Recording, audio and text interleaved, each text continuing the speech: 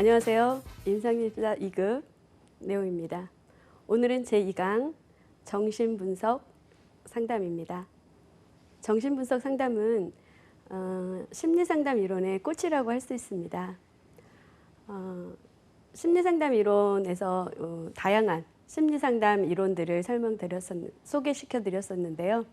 그 중에서 첫 번째 해당하는 정신분석 상담에 대한 내용을 시작해 보도록 하겠습니다. 정신분석 상담에 대한 내용은 배경 및 인간관, 정신분석의 이해, 주요 기법, 상담 목표 및 과정, 각 챕터별 마무리되는 기출문제에 대해서 학습하도록 하겠습니다. 그럼 먼저 배경 및 인간관에 대해서 학습하겠습니다. 정신분석은 정신분석 딱 하면 여러분들 지크문트 프로이트가 딱 생각나셔야 됩니다. 대표 학자이고요. 지크문트 프로이트는 팔남매 중에 맏아들로 출생합니다. 그는 대부분의 비엔나에서 이제 생을 보내게 되는데요. 유대인의 부모에서 출생하죠. 빈민가에서 이제 자라서 굉장히 이제 학대받은 유대인이라고 하는 의식을 가지면서 본인이 어떤 이런 거에 대한 컴플렉스를 해결하고자 의학을 전공하게 되죠. 그러면서 이 정신분석 이론이라고 하는 것은 이 탄생이 그가 가지고 있는 가족의 영향을 많이 받습니다. 권위적인 아버지, 또 매력적이면서 굉장히 사려가 깊은 또 잘 보살펴주는 어머니, 그리고 뭐 뒤에도 또 소개가 되겠지만 많은 동생들의 어떤 그 일찍 죽는 어떤 충격적인 이러한 사건들로 본인의 어떤 그 이론을 추구하는 영향을 많이 미치게 됩니다. 특별히 지크문트 프로이드에게 아버지가 사망할 때 그 자신이 느꼈던 굉장히 혼란스러운 감정으로 꿈을 꾸게 됩니다. 그래서 이러한 꿈들이 이제 그 후에 오이디푸스 컴플렉스라고 하는 이러한 어떤 용어들을 발견하면서 그의 어떤 이론에 커다란 정립을 하게 만드는 그러한 그 과정이 되기도 합니다.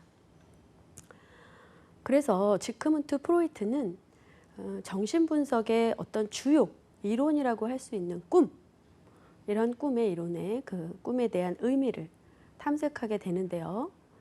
성격 발달의 어떤 역동성에 대한 또한 통찰력을 꿈을 통해서 얻게 됩니다. 앞서서 말한 것처럼 프로이트는 가족 내의 경험들이 인간의 어떤 그 심층 심리에 대한 관심을 갖고 그런 자신이 가지고 있는 무의식적 이런 생각들이 인간의 행동이나 성격 이런 것들의 결정 요인을 매우 중시하게 된다. 이렇게 생각하고 하게 됩니다. 예를 들면 몹시 이제 그 동생이 태어나면서 질투를 하게 되죠. 누구나 이제 내가 많은 사람들의 사랑을 받다가 동생이 태어나면 어떻습니까? 아무래도 이상한 못 보던 아이가 생겼는데 나의 사랑이 다 그 아이한테로 쏠리게 되는 걸 느끼게 됩니다. 이건 우리 인간들의 본능입니다. 그러면서 아이에게 질투를 하게 되죠. 그랬는데 이 질투를 했던 동생이 갑자기 사망하게 돼요. 그러다 보니까 프로이트는 자기가 질투를 해서 동생이 죽었나? 라고 하는 굉장히 강한 그러니까 질투에 대한 죄책감 이런 것들을 느끼게 된다라는 거죠. 그리고 어린 시절에 이제 그 목격을 했는데 우연히 어머니의 나체의 모습을 우연히 목격하게 됩니다. 그러면서 어린 나이였지만 강한 성적 흥분을 느끼게 되는 거죠. 그리고 이제 사망한 아버지에게 아버지가 굉장히 가부장적이라고 유대인이었는데 아버지에 대해서 증오와 반발심 이런 것들이 자신이 성장함에 있어서 여러 가지 어떤 그 요소들에 결정하고 행동하고 이러는 것에 작동하다라는 것을 느끼게 되는 거죠. 따라서 프로이드는 자신의 어떤 그 자라면서 역동적인 즉 여러 가지의 행동이나 그다음에 결정들 이런 것들이 미치는 것들이 가족 내 경험, 어릴 적의 경험들이 상당한 영향을 미치더라는 것을 깨닫게 됩니다. 그래서 정신분석학의 인간관을 살펴보면 인간은 비합리적이고 이미 결정되어진 결정론적 존재다라는 가정으로 출발하게 됩니다. 인간의 행동은 기본적으로 인간이 가지고 있는 기본적인 생물학적 충동과 본능, 이것들을 만족시키려고 하는 이러한 욕망에 의해서 동기가 되고 이러한 동기들로 인해서 행동이 결정되더라라는 인간관을 가지고 있습니다. 그리고 인간의 모든 행동이나 사고, 감정 이런 것들은 우리가 가지고 있는 신체적인 긴장의 상태 이런 것들에 의해서 유발된다는 거죠. 그리고 나도 모르게 가지고 있는 무의식적 이런 어떤 특히 이 정신분석은요. 성적 본능을 굉장히 중요시 생각하는데요. 이런 무의식적으로 가지고 있는 이제 뒤에 우리가 학습하게 되는데요. 무의식적으로 가지고 있는 성적 본능, 리비도입니다. 공격적 본능에 의해서 인간의 행동, 사고, 감정이 결정되더라 라고 하는 인간관을 가지고 있습니다. 지금 말한 리비도입니다. 리비도라고 하는 것은 우리가 이제 그 생물학적 힘이 아닌 정신적인 힘에 의한 삶의 본능이나 또는 성적인 본능의 에너지입니다. 이것은 태어나는 출생 시부터 나타나기 시작하는데요. 이 리비도는 아동의 행동이나 성격을 결정하게 하는 바탕이 됩니다. 인간의 모든 정신과정이 무의식으로부터 기원한다는 이런 인간관으로 출발하는 정신분석은 사람들이 겪는 모든 심리적 문제는 이 무의식에 작동한 결과다라고 인간관을 바탕으로 하고 있습니다. 따라서 프로이트는 이제 신경증 치료를 함에 있어서 이런 무의식을 굉장히 많은 영향을 끼치고 있다라는 것을 바탕으로 하고 있습니다. 자, 그러면 정신분석의 이해를 본격적으로 학습해 보도록 하겠습니다. 자, 정신분석은 기본적인 원리가 4가지로 토대로 하고 있습니다. 정신분석은 결정론, 지형학적 관점, 2번째 역동적 관점, 4번째 발생학적 관점을 기본적 원리로 하고 있습니다. 결정론적 관점은 인간관에서 설명드렸던 것처럼 인간은 기본적으로 결정론적 존재다라고 이야기했습니다. 이미 결정되어졌다라는 거죠. 마음속의 사건들은 우연한 것이 아니야. 사고, 감정, 충동 이런 것들은 이미 과거에 경험했던 어릴 적 경험했던 그 어떤 것들의 결과다라는 거죠. 그래서 이런 것들이 서로 연결이 되어져서 현재의 내가 지금 하고 있는 행동들의 발달이다. 이렇게 기본적인 원리로 삼고 있는 거죠. 2번째는 지형학적 관점입니다. 인간의 지각 수준을요. 뒤에서 설명드릴 건데요. 3가지의 지각 수준으로 구분합니다. 무의식과 의식, 전의식 이렇게 나누고요. 성격 구조를요. 쾌락의 원리인 원초와 이드라고 합니다. 현실자인 자, 에고라고 하고요. 도덕적인 원리는 초자, 슈퍼에고라고 구분합니다. 이렇게 지형학적 관점으로 구분을 하고요. 그 다음에 정신분석의 모든 대표적인 기본 원리를 할 수 있는 역동적 관점입니다. 인간의 본능적인 삶의 본능, 앞서서 말씀드린 리비도입니다. 또한 조금 낯선 용어라고 할 수 있는데요. 죽음의 본능인 나다뒀습니다. 이런 것들이 서로 상호작용을 통해서 현실의 상황, 지금의 상황을 삶과 죽음의 이런 그 과정에서 고려하면서 어떠한 역동적, 그러니까 굉장히 어떤 그 활동적으로 행동한다는 이러한 관점을 토대로 하고 있습니다. 끝으로 네 번째는 발생학적 관점입니다. 인간은 어떠한 발달 시기, 발달 단계를 거치죠. 이런 일생에서 나타나는 발달 단계마다 갈등이나 어떤 성격 특성에서 오는 신경증적 모든 증상의 기원은 바로 과거의 경험, 특히 아동기 때의 경험이 중요한 사건이나 소망 이런 것들이 관련되더라라는 겁니다. 그래서 특히나 정신분석 그 상담 치료는요, 굉장히 긴 시간을 요구합니다. 1년, 2년 이렇게 이제 긴 시간을 요구되어지는데요. 보통 이제 성격 구조 자체를 바꾸는 치료이기 때문입니다. 과거는 현재의 정신적인 활동에 영속적이다. 이렇게 기본적 원리를 바탕으로 하기 때문에요. 발생학적 관점의 원리를 지닌다라고 말씀드릴 수 있습니다. 자, 그러면 본격적으로 프로이드의 성격 구조에 대해서 살펴보도록 하겠습니다. 너무나 신기한 어떤 그런 생각이죠. 우리의 성격을 어떻게 이렇게 그 옛날에 구분할 수 있었을까요? 저는 매번 이제 학생들한테 지도도 하고 하면서 지금은 우리가 당연한 생각으로 여기지만 너무나 신기하고 그런 생각을 해봅니다. 우리의 의식을 어떻게 구분하고 우리의 성격 구조를 어떻게 이렇게 구분해서 이론을 정립할 수 있을까? 물론 그러니까 학자겠죠. 그래서 인간의 성격 구조를 세 가지로 구분하는데요. 이제 우리의 어떤 성격을 커다란 빙산에 비유를 해봅니다.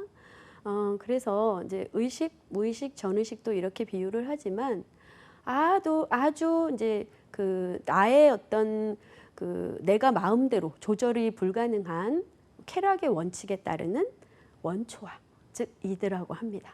첫 번째. 두 번째는 이제 내가 현재의 어떤 그 상태로 행동할 수 있는 자, 에고라고 합니다.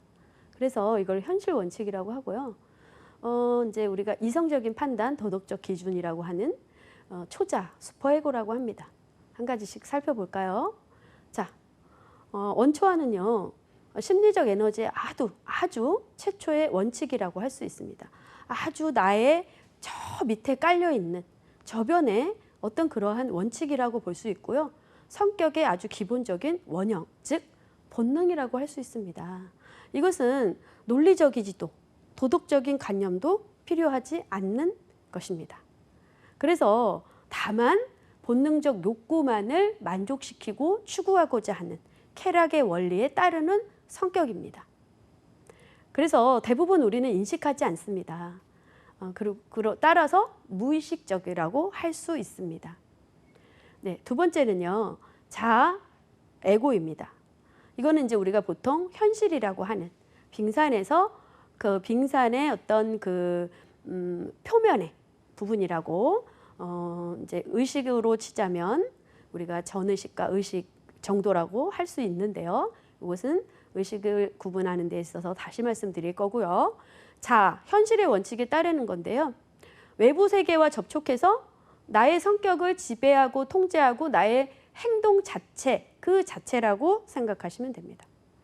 따라서 이제 그 사회 규범이나 규칙, 간섭 같은 이런 것들을 이제 초자가 결정을 내리겠죠. 그래서 행동 자체를 결정하는 이런 것들을 우리는 자아라고 합니다. 그래서 프로이트는요, 이 자아가 보통 나이로 우리나라는 보통 이제 7세죠. 만 5세가 되겠죠. 5세 이전에 이러한 성격이 완성된다. 그래서 우리가 보통 우스갯소리로 아이들이 이제 그동안은 막 너무나 귀엽고 미운 5살 이런 말이 그때부터는 자아가 형성되기 때문에 그렇다라고 하는 이야기들이 나옵니다. 그래서 어쨌든 우리가 보통 상식이라고 불리는 것들이 포함되기 시작해요. 그래서 지적 활동으로 굉장히 합리적인 이러한 이제 생각들도 하게 되죠. 그래서 이제 원초아가 가지고 있는 본능적이고 맹목적인 충동들을 자아가 계속 너 그렇게 하면 안 돼, 안 돼 하는 억제하고 통제하는 작동을 하게 되죠. 자, 그 다음에 초자아인데요. 성격의 판사라고 부를 수 있습니다. 슈퍼에고인데요. 무엇이 옳고 무엇이 그르고 이런 그 사회적인 기준이나 도덕적인 판단 이런 것들을 규준할 수 있는 성격의 요소라고 할 수 있습니다. 따라서 정신의 최고 밑에 있는 원초와 이드의 반대적인 정신구조의 최고 단계라고 할 수 있습니다.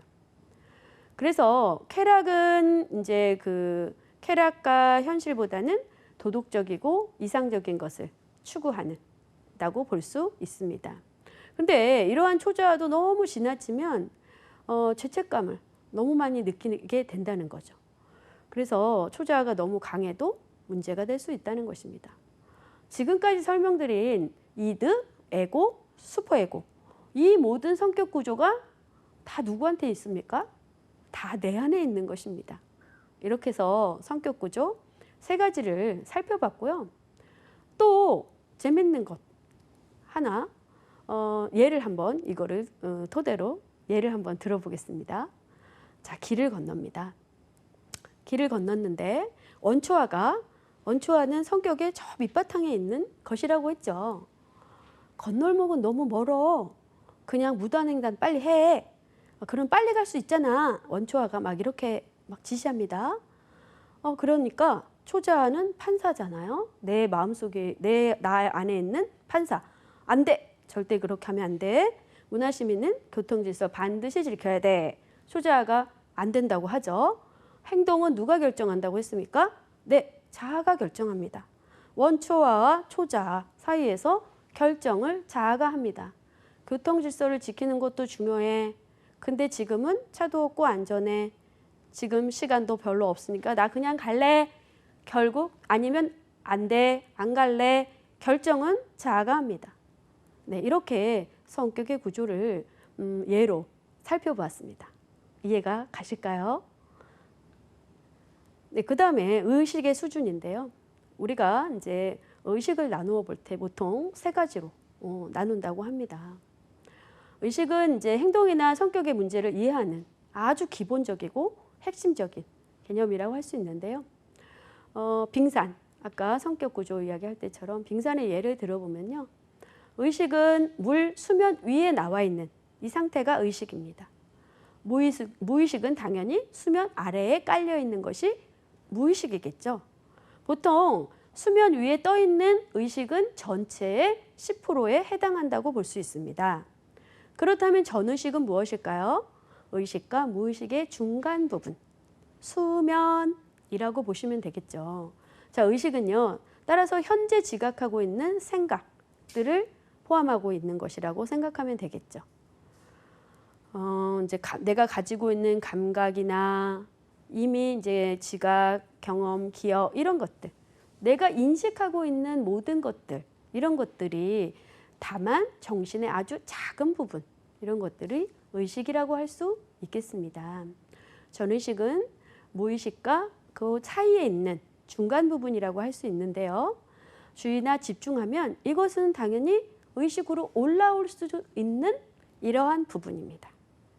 그래서 감정을 또는 생각을 이끌어 올릴 수 있는 이러한 정신 부분이 바로 전의식입니다. 자, 정신분석에서 가장 중요하게 여기는 무의식입니다. 무의식은요, 내가 전혀 알 수 없는 이러한 부분이죠. 정신에서 가장 깊은 수준에서 작동할 수 있는, 자, 빙산에서 따지면 물 아랫부분에 있는 부분이라고 할 수 있겠죠. 그래서 감각기관으로 치자면 인식할 수 없는 마음의 상태, 이런 게 무의식입니다. 그런데 프로이트는요, 인간이 행동하고 결정하는 모든 부분은 바로 이 무의식에 의해서 결정된다고 합니다. 자, 예를 들어보겠습니다. 의식과 전의식, 무의식. 제가 우스개로 이제 학생들에게 이제 이 정신분석을 이제 수업을 할 때 무의식과 전의식과 의식에 대한 예를 이렇게 간단한 예로 설명할 수 있는 사람은 없다라고 우스갯소리를 얘기하는데요. 자, 뭐냐면 수업 시간에 잠이 옵니다. 근데 우리는 보통은 수업 시간에 자면 안 된다는 생각을 가지고 있어요. 자면 안 돼, 자면 안 돼 합니다. 근데 나도 모르게 스르륵 잠이 옵니다. 근데 그 잠을 자는 순간은 나는 잘 모르죠. 근데 이미 나는 잠을 자고 있었어요. 그래서 근데 나도 모르는 사이에 친구가 툭 건드렸거나 아니면 조는 자기의 그런 태도에 놀라서 깜짝 놀랍니다. 이 깜짝 놀랐을 때 나의 생각은 어때요? 큰일 났다. 수업 시간이었는데 졸았네? 라고 하는 생각이죠. 이미 나는 수업 시간에 졸았어 라고 하는 생각, 의식입니다. 근데 내가 자고 있는 상태, 무의식의 상태였죠. 그런데 내가 졸고 깨는 그 순간, 전의식입니다. 이해되실까요? 이렇게 의식과 전의식과 무의식의 구분을 살펴보았습니다. 자, 그러면 다음에 이제 불안에 대한 개념인데요. 우리 인간은 누구나 불안을 가지고 있습니다. 불안을 해소하기 위해서 프로이트는 이제 방어 기제라고 하는, 물론 프로이트의 그 딸인 안나 프로이트가 이거를 이제 그 정립을 했지만요. 어쨌든 이 불안은 우리 인간이 가지고 있는 크고 작은 어떤 요소들을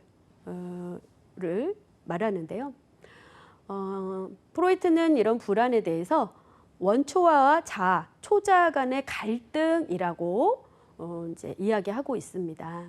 이 불안은 우리가 어떤 동기를 유발하게 하기 위해서 긴장 상태를 늘 만든다라고 말합니다. 그래서 이 불안의 요소가 너무 높으면 어떤 그 병을 일으키게 된다라고 이야기합니다. 그래서 불안을 세 가지로 나누는데요. 현실적 불안, 신경질적 불안, 도덕적 불안으로 나누고 있습니다. 그래서 현실적 불안은 자아차원의 불안이다 이렇게 구분을 하는데요. 이것은 이제 외부에서 오는 이제 우리가 인식하고 있는 두려움이라고 할 수 있죠. 그래서 실제 위험 정도에 따라서 그 위험의 수준이 달라질 수 있다는 겁니다. 이것은 실제로 느끼는 불안의 정도예요. 네, 차가 이제 이렇게 달려올 때 달려오는 속도에 따라서 느껴지는 불안 정도도 달라지겠죠. 물론 차가 내 앞에서 달려오면 불안하고 무섭죠. 공포스럽잖아요. 그런데 10km로 달려올 때와 50km로 달려올 때와 100km로 달려올 때의 그 수준은 달라질 것입니다. 이렇게 실제적으로 느껴지는 이러한 불안의 차이라고 생각하시면 되겠습니다. 자, 그 다음에 신경증적 불안입니다. 이것은 원초와 아주 내 정신의 맨 아랫부분에 있는 불안에 대한 부분인데요. 이것은 본능 자체가 통제되지 않아서 느껴지는 불안입니다. 이것은 병적인 불안일 수 있겠죠. 왜요? 통제가 안 되니까요. 현실적으로 느껴지는 불안은 내가 통제할 수 있잖아요. 마음을 편안하게 갖자라고 하는 어떤 그 심리적인 요한을 내가 통제할 수 있는 부분이잖아요. 근데 신경직적 불안은 그런 충동적인 어떤 그 원초화에 의해서 발현되기 때문에 충동적으로 막 표출되는 행동으로 나타날 수 있다는 거죠. 그리고 내가 이렇게 하면 이제 생각에 의한 불안이기 때문에 내가 이렇게 혼날지도 몰라, 이렇게 하면 어떻게 될지도 몰라, 집이 무너질지도 몰라, 이렇게 한다는 어떤 무의식적인 이런 두려움으로 바뀔 수 있게 된다는 거죠. 그 다음에 도덕적 불안입니다. 초자아 차원에서의 불안입니다. 이것은 원초와 초자아 간의 갈등이라고 이제 볼 수 있는데요. 양심이 발달된 사람일수록 이제 이 자신의 도덕 기준이 어긋날 수 있죠. 그러면서 죄의식을 많이 느끼게 됩니다. 따라서 이 도덕적 불안이라고 하는 것은 어떻게 보면 일반적인 우리의 생활에서 많이 느낄 수 있는 불안이라고도 할 수 있습니다. 네, 다음은 방어 기제입니다. 앞서서 설명했던 것처럼 인간은 불안을 느끼고 있다고 했습니다. 이런 불안을 해소하고 낮추기 위해서 우리는 보통 이제 방어기제라고 하는 책략을 쓰는데요. 개념을 보자면 심리적 평형 감각을 유지하고 자존감을 보호하기 위한 정신 책략이라고 개념 정의가 되어 있습니다. 따라서 충동이나 욕구가 막 이제 내 의지대로 표현되는 것을 막고자 하는 힘에서 나오는 이러한 이제 책략적인 것이라고 볼 수 있고요. 이것은 너무 심하면 이제 병리적인 행동이라고도 할 수 있겠지만 보통은 병리적인 행동이 아니고 정상적으로 행해지는 행동이라고 볼 수 있고 따라서 심리적 발달에 있어서 중요한 부분의 일부분일 수 있다라고 설명드릴 수 있습니다. 그러나 인간관계에 있어서 어느 정도 불안은 낮출 수 있는데 도움이 될 수는 있지만 이 방어기제를 너무 많이 사용하고 일상화가 되어다 보면 관계를 맺는 데 있어서 피상적인 관계, 즉 바르지 못한 관계를 맺거나 관계를 어렵게 만드는 중요한 원인이 되기도 합니다. 그렇다면 방어기제가 어떤 것들이 있는지 살펴보도록 하겠습니다.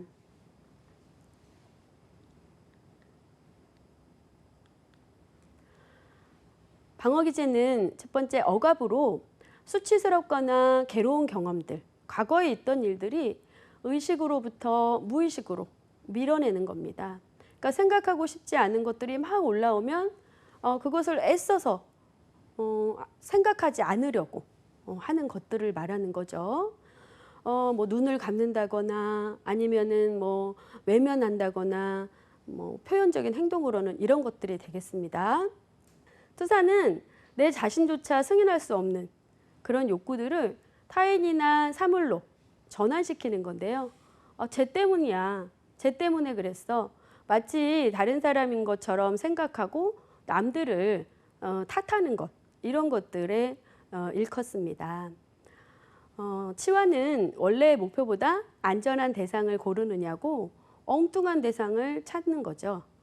그래서 우리 이제 그 한강에서 뺨 맞고 뭐 누구한테 화풀이한다 뭐 이런 것처럼 원래 목표보다 다른 대상에게 이제 이렇게 그 긴장을 해소하는 방어 기제를 말합니다. 동일시입니다.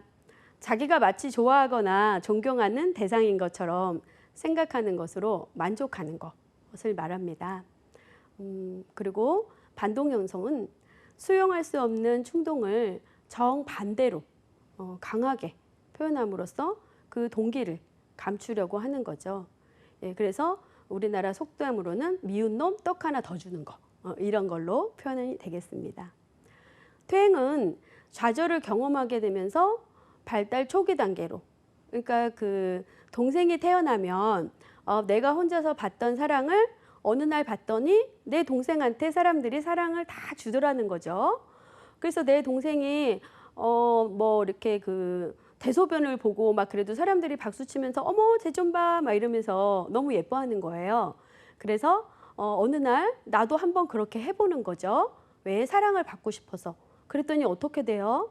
막 혼내잖아요. 그래서 이렇게 퇴행이라고 하는 것은 발달 초기에 어떤 그 전 단계로 그 행동 양식을 되돌아가는 이런 것을 퇴행이라고 합니다. 이런 것은 이제 뭐 발달 단계에서 자연스러운 행동일 수 있지만 이런 게 이제 그 자연적으로 다시 되돌아오지 않고 계속적으로 유지가 된다면 이런 것을 우리가 고착화된다고 합니다. 자, 다음에 이제 보상입니다. 보상은 이제 자신에게 약점이 있을 때 이거를 만회하기 위해서, 예를 들면 이런 거죠. 자신이 학벌이 낮을 경우 내 자녀의 높은 학벌을 막 이렇게 이야기하는 경우, 이런 것들을 어떻게 보면 보상 심리에서 하는 경우라고 볼 수 있겠습니다. 다음은 승하입니다. 승하는 이제 방어 기제에서 뭐 좋다 나쁘다 이렇게 말할 수는 없지만 좋은 류의 방어 기제다라고 말씀드릴 수 있는데요. 수용될 수 없는 부정적 감정을 사회적으로 허용되는, 그러니까 에너지가 많은 친구들이 막 폭력적이고 이러한 어떤 행동들을 복싱 선수나 복싱 선수는 또 너무 뭐 반항적이거나 이렇다고 표현될 수도 있을 수 있지만요. 그런 어떤 긍정적인 직업으로 전환시킬 수 있는 이러한 방어 기제를 승화라고 합니다. 합리화입니다. 정당하지 못한 자기 행동이 괴로워서 그럴듯한 이유를 붙여서 행동하는 것입니다. 네, 합리화는 따라서 이제 우리가 많이 알려진 예로 여우와 심포도입니다. 여우는 아주 굉장히 영리한 동물로서 다른 동물들 앞에서 높은 나무에 있는 그 포도를 못 따죠. 그랬을 때 저 포도는 어차피 씌어서 못 먹어, 따도 못 먹어 라고 하는 그럴듯한 이유를 붙이는 이런 자기의 행동에 대해서 정당화시키는 것을 합리화라고 합니다. 네, 이렇게 해서 방어기제에 대해서 알아봤고요. 다양한 방어기제가 많지만 이 정도에서 마치도록 하고 성격의 발달 단계 5단계를 살펴보도록 하겠습니다. 프로이드의 성격 발달 5단계는 꼭 기억해 두셔야 되는 내용인데요. 인간은 명확하게 구분할 수 있는 5단계를 거쳐서 발달한다라고 프로이트는 주장합니다. 우리는 보통 이제 인간 발달을 프로이트와 에릭슨 두 학자를 비교를 하기는 하는데요. 보통 프로이트는 이제 그 성인기 직전까지 인간의 발달 단계를 나누고 에릭슨은 노년기까지 12단계로 나눈다라고 해서 8단계, 12단계로 나눈다라고 비교를 많이 하긴 하는데요. 우리는 프로이트의 인간 성격 발달의 5단계를 중심으로 살펴보도록 하겠습니다. 인간의 성격은 따라서 의식과 성격이 각각 다른 지각 수준으로 그 기능을 담당하면서 구분하는데요. 인간 발달 시기에 영향을 줄 수 있는 것은 자, 삶의 본능과 성적 본능에 따른 리비도에 따라서 영향을 준다라고 설명드릴 수 있겠습니다. 자, 리비도라 하면 앞에서 말씀드린 것처럼 생물학적 힘이 아닌 정신적인 힘에 의한 삶의 본능과 성적 본능의 에너지라고 했습니다. 그리고 전반적인 발달 단계에서 나타나는데 구강기, 항문기, 남근기, 잠복기, 생식기로 나누어지는 중요한 구분의 요소가 됩니다. 첫 번째, 구강기입니다. 구강기는 첫 생애의 1년의 시기에 나타나는 건데요. 모든 그 욕구가 입, 구강에서 나타나는 이러한 단계입니다. 그러면 뭐일까요? 아이가 보통 의사소통을 하는 또는 생리적 욕구를 해결하는 먹는 것이겠죠. 빠는 욕구, 입을 통해서 쾌락을 추구하고 이런 거일 것입니다. 따라서 구강에 집착하게 되는 거고 이제 이때 예를 들어서 구강에서 해결되는 쾌락을 만족시키지 못한다면 항문기 다음 단계로 자연스럽게 넘어가지 못한다는 거예요. 그러면서 고착화가 된다는 건데 그렇게 되면 어떤 고착 현상이 나타나느냐면 손가락을 빤다거나 우리가 이제 가끔씩 아이들이 손가락을 오랫동안 이제 아이가 자라면서도 자연스럽게 잠깐 빠는 경우도 있지만 그 이제 큰 아이가 됐을 때까지도 손가락을 입에 이렇게 빨고 있는 사람들을 가끔 보잖아요. 그런 경우라고 볼 수 있겠습니다. 이런 경우에서는 이제 타인과의 관계가 의존적이고 독립적이고 신뢰에 대한 이제 그 태도 형성에 있어서 문제가 될 수 있다라고 할 수 있습니다. 자, 두 번째는 항문기입니다. 항문기는 1세에서 3세 시기의 그 단계인데요. 전반적인 어떤 근육 운동의 발달과 배변 훈련의 시기라고 할 수 있습니다. 유아기의 그 성적 관심은 항문기로 이제 배변 훈련에 있어서 모아지는데요. 어떤 대소변의 배설로 쾌락을 느끼기 시작하죠. 근데 이때 이제 배변 훈련이 잘못되면 고착 현상이 일어납니다. 그래서 배변 훈련을 너무 엄격하게 실시하게 되면 성격적으로 무질서하고 부적절한 충동적인 행동으로 이어질 수 있다라고 설명드릴 수 있습니다. 그리고 이제 아니면 너무 반대로 배변 훈련에 있어서 너무 지나친 관심을 보인다라고 한다면 지나친 청결, 완벽주의, 꼼꼼하고 철저하고 이러한 성격을 지닐 가능성이 크고요. 질서에 굉장히 집착하려는 이러한 성격의 가능성이 크다라고 하는 거죠. 그래서 우리가 자연스러움 이런 것이 굉장히 쉽지만 어려운 이러한 과정이라고 볼 수 있겠습니다. 자, 세 번째는 남근기입니다. 남근기는 3세에서 6세의 과정이라고 볼 수 있는데요. 이때부터는 성에 대해서 눈이 뜨여지고 흥미를 느끼게 되죠. 그래서 성기에 이제 자극을 느끼게 되고 흥분 이런 것들이 성에 대한 흥분이죠. 주된 관심사를 느끼게 됩니다. 그래서 이제 프로이트도 이때쯤 어머니의 이제 나체의 모습을 보고 자기도 모르는 성적 흥분을 느끼게 되고 뭐 이러면서 오이디푸스 컴플렉스 아버지를 통해서 느끼게 되고 처음에 설명드렸습니다. 그러면서 이제 남자아이 같은 경우에는 오이디푸스 컴플렉스를 여자아이는 일렉트라 컴플렉스를 오이디푸스 컴플렉스를 잠깐 설명드리자면 예를 들면 남아 같은 경우에는 이제 성에 눈을 뜨기 시작하면서 자기 옆에 있는 이 성은 누구입니까? 어머니입니다. 어머니를 너무 사랑하게 되죠. 그런데 그 옆에 누가 있습니까? 아버지가 있어요. 아버지가 있는데 너무 막강한 거죠. 그래서 아버지를 대적하려고 하다 보니까 너무 무서운 겁니다. 그런데 어머니를 뺏기기는 싫은 거죠. 그래서 이제 그 어머니를 사랑하는 거에 들켜서 아버지가 거세할 것 같은 두려움 이런 것들을 느낀다는 거죠. 그래서 느껴지는 오이디푸스 컴플렉스를 이제 느끼고요. 이런 것들을 이제 성공적으로 잘 헤쳐나가지 못한 사람들 같은 경우에는 충동 조절이 잘 되지 못한다라는 거죠. 따라서 아버지에 대한 어떤 그런 관계적인 여러 가지 측면들의 어려움들이 있기 때문에 잘하면서도 권위적인 대상에 대해서 관계적 어려움이 생긴다라는 겁니다.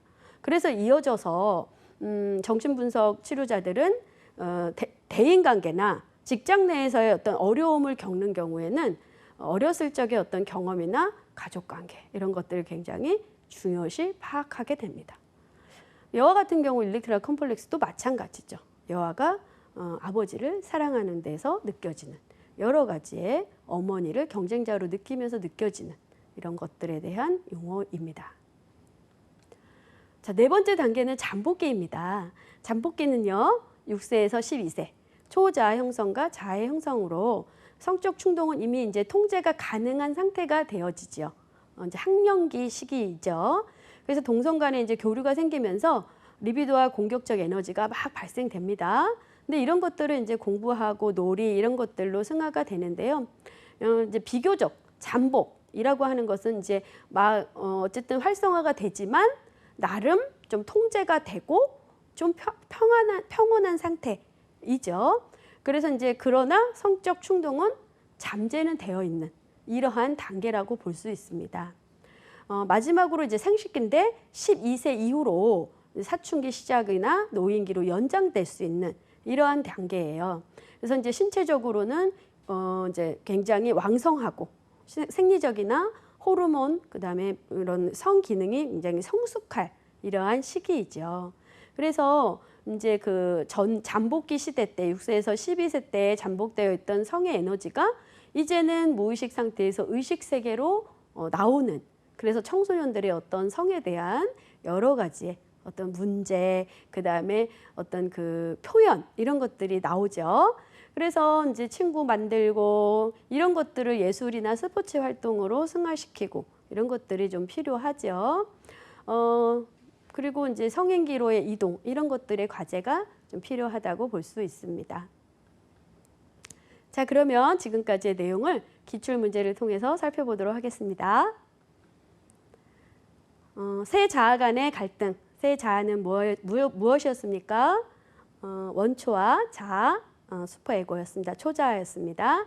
야기되는 불안 중에서 원초아와 초자아 간의 갈등 뭐였습니까? 도덕적 불안이라고 설명드렸습니다. 그렇죠? 자, 이 중에서 우리가 그 불안, 프로이트가 말하는 불안의 세 가지, 현실적 불안, 신경증적 불안, 도덕적 불안 세 가지라고 했죠. 무의식적 불안은 불안의 종류에 들어가지 않습니다. 네, 정신분석 상담에서 말하는 불안의 종류에서 그 다음에 그 해당되는 도덕적 불안은 초자, 그다음에 그 원초와 그다음에 초자아 간의 갈등, 양심이 발달된 사람일수록 도덕 기준에 어긋날 경우에 죄의식을 느끼기도 하죠. 자, 다음에 해당하는 이제 방어 기제입니다. A 교수는 최근에 이혼을 경험했답니다. 근데 자신의 학생들에게 불필요하고 어려운 시험을 내고도 점수도 다른 때는 다르게 굉장히 낮게 줬대요. 이거에 대한 방어 기제, 제가 전치는 따로 설명드리지 않았는데요. 이때 이제 기출문제 때 설명드리려고요. 전치는 자아를 위협하는 대상에게 강한 감정이나 흥미를 조금 더 덜 위협적이거나 덜 위협을 느끼는 대상, 즉 A 교수는 그 대상을 누구라고 생각한 겁니까? 학생이라고 생각한 거죠. 그래서 학생들에게 그 불안을 낮추려고 하는 행동으로 표출한 겁니다. 무엇을 통해서? 시험이라고 하는 것을 통해서 본인의 이혼의 경험을. 네, 그래서 이 지금 사례에 대한 방어 기제는 전치가 되겠습니다. 자, 자신조차 승인할 수 없는 욕구를 타인이나 사물로 전환시킨답니다. 이것은 투사가 되겠습니다. 자, 이번에는 정신분석 상담의 주요 기법에 대해서 살펴보도록 하겠습니다. 어찌 보면 이제 그 주요 기법 이후에 상담 과정에 대해서 하겠지만 이 주요 기법 자체가 상담의 과정의 일부분이라고 보시면 되겠습니다. 자, 그러면 주요 기법에 대해서 굉장히 많은 기법들이 있는데요. 한 가지씩 살펴보도록 하겠습니다. 자유연상입니다. 자유연상은 연상하면 우리가 쉽게 생각하는 것처럼 과거를 회상하는 건데요. 어떻게? 마음대로.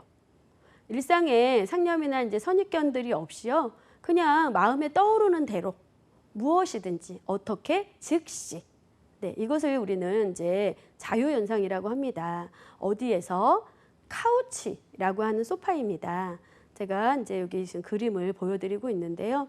정신분석 상담에서 굉장히 유명한 상담 기법이라고 할 수 있습니다. 이제 뭐 흔히 말하는 뭐 최면이라고도 하는데요. 이제 우리는 자유연상, 카우치라고 하는 소파에서 무작정 떠오르게 즉시 말하도록 하는 기법입니다. 이것은 이제 무의식적의 자료들을 끌어내서요. 무의식적에 있는 것을 나도 모르는 어떠한 그런 자료들을 의식으로 끌어내면서 통찰을 할 수 있는 이러한 기법이라고 할 수 있겠습니다. 두 번째는 해석입니다. 해석은요, 내담자가 자신의 어떤 문제를 새로운 관점으로 바라볼 수 있도록 어떤 상황을 설정을 한 다음에 그 상황이나 행동의 의미를 지적하거나 설명하거나 뭐 명료화하거나 가르치거나 하는 겁니다. 그래서 그 원리로는 먼저 내담자를 준비시키는 것이 중요하죠. 그래서 자신의 행동에 대한 어떠한 의미에 대해서 먼저 관심을 갖게 하는 겁니다. 그래서 그 관심에 대한 거를 자기의 어떤 표면이나 심층으로 끌어올리는 겁니다. 그래서 끌어올릴 때 내담자들은 굉장히 방어를 많이 하고 심지어는 저항을 합니다. 그럴 때 이제 왜 그렇게 그러한 행동을 하는지에 대해서 이야기를 해주는 겁니다. 그러한 행동이 당신을 그렇게 만듭니다. 그런데 여기서 중요한 거는요. 이 해석할 때는 내담자와 충분한 라포, 관계가 형성된 다음에 해석을 하는 것이 중요합니다. 관계 형성이 되지 않은 상태에서 해석을 한다 그러면 상담의 어떤 그 효과는 굉장히 떨어지고 관계마저 어긋날 수 있습니다. 그리고 더 중요한 것으로는 해석은 내담자의 입장에서 내담자의 용어로 해야 됩니다. 상담자의 입장에서 이론적인 용어로다가 사용한다면 상담의 효과를 볼 수 없습니다. 네, 그 다음에 중요한 거죠. 중요한 기법으로는 꿈의 분석입니다. 무의식적인 소망이나 욕구, 두려움 이런 것들은 꿈으로 나타난다고 했습니다. 수면 중에는 아무래도 방어가 허술하죠. 의식이 있으니까요. 그런데 꿈은 아무래도 이런 그 무방비라고 해야 될까요? 의식에서의 무방비. 그러니까 무의식적인 어떤 욕구들이 또는 감정들이 막 나타날 겁니다. 근데 이것들을 어떻게 해야 되느냐? 끌어내서 표면화 시켜가지고 이거를 어떤 명료화를, 구체화를 시켜야 되잖아요. 그래서 우리는 어떠한 이제 이런 의식도 사실은 수면 중에도 멈추지는 않는다라고 뭐 이야기는 합니다. 물론 뭐 명백하게 과학적으로 검증된 것은 사실은 아니고 과정 중에는 있지만 이러한 꿈의 분석을 통해서 내담자에 해결되지 않은 문제들에 대한 통찰, 그러니까 스스로 깨닫고 명료할 수 있는 이러한 과정을 얻게 되는 거죠. 꿈을 통해서. 자, 그런데 이러한 과정에서 이제 저항이 생깁니다. 근데 이러한 저항 또한 분석하는 것 또한 그 정신분석에서 중요한 기법 중에 하나입니다. 저항이라고 하는 것은 내담자의 어떤 참을 수 없는 불안에 대해서 대항하는 겁니다. 그래서 이제 이 대항하는 나의 자아를 방어하고 이런 것들의 어떤 역동적인 모습인데요. 그런 모습들은 이제 상담을 진행할 때 예를 들어서 뭐 그 반항적인 태도라든지 뭐 감정이라든지 이런 것들로 나타날 수 있습니다. 예를 들면 뭐 지각을 한다거나 뭐 중요하지 않은 얘기를 계속 질문한다거나 뭐 자유현상을 아예 못한다거나 이런 것들을 통해서 저항이 일어날 수 있다고 할 수 있는데요. 그러면 이런 것들을 왜 분석을 하느냐? 내담자가 왜 그러한 행동들을 하는지, 그거를 통해서 무엇을 얻으려고 하는지 이런 것들 또한 이제 자각하도록 하고, 왜냐하면 어떠한 주제가 나왔을 때 그 주제에 대해서 저항, 그러니까 예를 들면 뭐 반항적인 태도를 보인다거나 그랬을 때는 분명 거기에 대한 이유가 있을 것이라는 거죠. 그래서 그 원인을 자각하게 하고 인식하도록 하는 것 또한 정신분석의 중요한 기법으로 보고 있습니다. 저항의 분석이었습니다. 그 다음에 이제 전이의 분석인데요. 전이의 분석은요, 제가 지금 글씨에 빨간색으로 해놨는데요. 내담자가 상담자에게라고 해놨습니다. 내담자가 상담자에게 느끼는 이러한 감정들인데요. 과거의 어떤 부모나 중요하게 느꼈던 어떤 경험들을요, 상담자에게 상담자에게 느끼는 것들이에요. 그러니까 반대는 뭘까요? 전이니까 역전인데요. 이것은 다음 슬라이드에서 할 거고요. 어쨌든 내담자가 상담자에게 느끼는 감정인데 어떤 감정? 과거에 느꼈던 어떤 그 갈등의 감정들을 말합니다. 그래서 이거는 나도 모르게 상담자가 마치 뭐 과거에 어떤 그 권위적인 아빠의 모습이었다든지 엄마의 모습으로 표출이 되면서 연상이 되면서 자신의 어떤 모습이나 행동이 표출되어지는 이런 것들이 전입니다. 그래서 그거를 분석함으로써 내담자에게 가지고 있는 과거의 어떤 경험들을 표출시키고 문제가 되었던 현재의 행동을 이제 그 교정하는 이러한 역할들을 하게 된다는 거죠. 자, 다음은 역전이입니다. 역전이는 아까 전이의 반대말로 그 내담자에 대해서 상담자가 느끼는 반응이겠죠. 전이는 상담 과정에서 꼭 필요하고 주요 기법이지만 역전이는 그렇지 않습니다. 따라서 역전이를 다루기 위해서는요, 상담자는 내담자에게 섣부른 표현이나 감정을 자제해야 됩니다.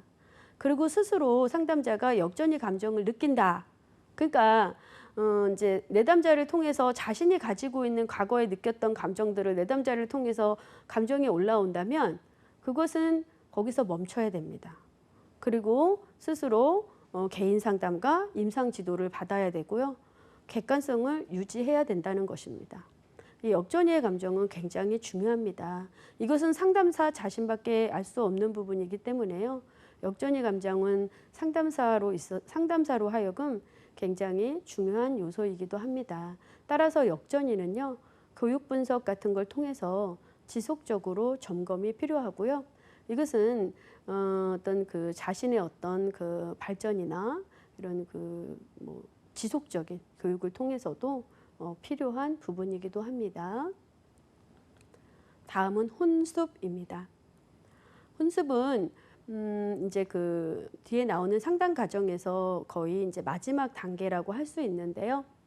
무의식적 갈등에서 이제 더 이상 영향을 받지 않도록 지금까지 했던 여러 가지의 기법들을 쭉 응용하면서 그것들을 이제 그 다듬어가는 이러한 과정입니다.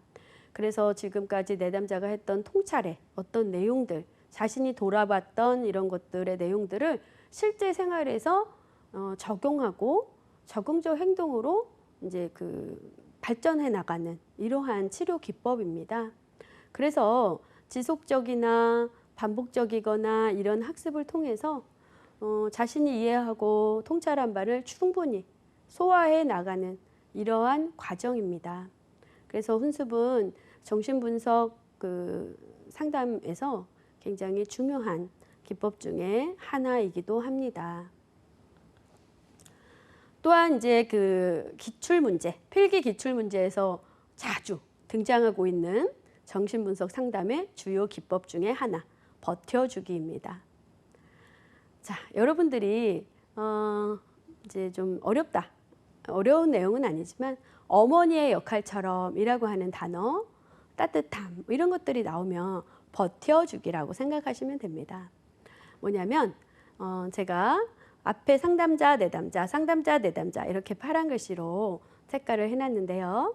상담자가 내적 위험으로부터 아이를 보호하고 안정시켜주는 어머니의 역할을 하는 겁니다. 누구에게?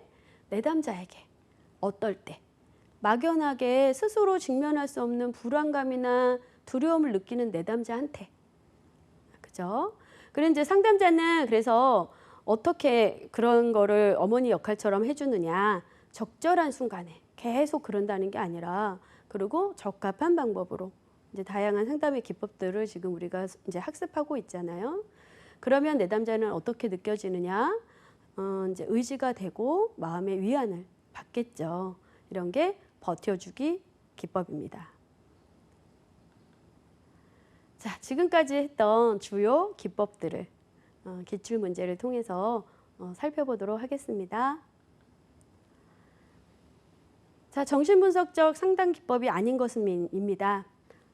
자유연상, 꿈의 해석, 전이 해석, 네, 공감적 경청이 되겠네요. 공감적 경청은 물론 상담에서 이건 기본적으로 공감적 경청은 필요합니다. 그런데 기본적으로 우리가 이제 그 학습했던 정신분석적 기법은 아니라는 거였죠.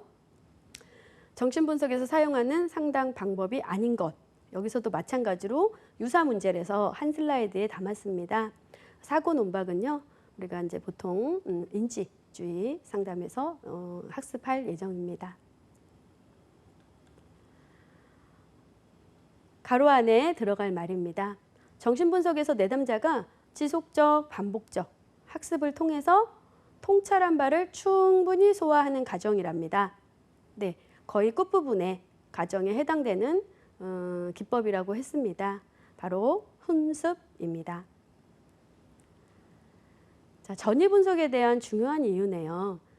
자, 내담자에 대한 상담자의 감정에서 나온다? 이것은 역전이, 이거는 올바르지 못한 감정이라고 했습니다. 상담자의 감정을 드러내지 않게 해준다. 이것은 올바로 이제 온전히 내담자의 어떤 그 통찰을 도와주는 거기 때문에 해석이라고 할 수 있겠습니다. 3번의 지문은 무의식 내용을 알 수 있는 최선의 길이다. 무엇이죠? 꿈의 분석이 되겠죠. 4번은 내담자에게 현재 관계에 대한 과거의 영향을 깨닫게 해준다. 네, 이것은 이거를 통해서 누구에게 상담자를 통해서 어떤 전이 그 분석을 우리가 이제 할 수 있고요. 그다음에 이제 전이를 유도하게 되고 과거로부터 벗어나게 되면서 정서적으로 성숙한 인간이 될 수 있도록 하는 이러한 기법이 될 수 있겠습니다. 4번의 지문이 틀렸습니다. 상담 목표 및 과정 살펴보겠습니다. 상담의 목표입니다. 정신분석의 상담의 목표는 무의식적 갈등을 의식화하는 거죠. 그리고 이제 성격의 구조를 수정하는 것이기 때문에 초반에 말씀드렸다시피 굉장히 오랜 시간 동안 어떤 그 상담과 치료가 이루어지는 그러한 방법입니다. 본능의 충동을 따르지 않고 현실에 맞게 행동하기 때문에 자아 기능을 더욱 강화함으로써 증상과 관련된 정신적 갈등을 해소하는 것을 목표로 하고 있습니다. 그렇다면 정신분석적 그 상담의 상담사의 어떤 기능의 역할을 보도록 하겠습니다. 상담사는 전문적 훈련을 당연히 갖춰야 되겠고요. 언어적 수단에 의해서 역동적인 상호작용을 통해서 조력함으로써 어떤 내담자의 내적 자원을 충분히 활용할 수 있도록 안내하는 역할을 해야겠습니다. 상담의 과정입니다. 이미 주요 기법에서 모두 다 설명드렸던 것처럼 주요 기법들이 상담의 과정을 담당하고 있습니다. 초기 단계 때 신뢰 과정, 라포를 형성하고요. 그러면서 이제 그 의식할 수 있도록 무의식의 어떤 문제들을 의식할 수 있도록 끌어올리는 이런 내용을 파악하고요. 그러면서 내담자와 상담자는 치료적 동면 관계를 맺는 초기 단계를 거치고요. 그러면서 이제 전이가 이때부터는 발달하기 시작하죠. 내담자는 상담자를 통해서 과거의 경험을 어떤 그 일으키게 되는 상담자를 통해서 의식하지 못한 채 그러면서 통찰하게 되고요. 이런 통찰의 내용을 계속 반복과 정교와 확대를 통한 혼숙 과정을 통해서 현재의 관계에 대한 과거의 영향을 깨닫게 하는 혼숙 과정을 통하게 됩니다.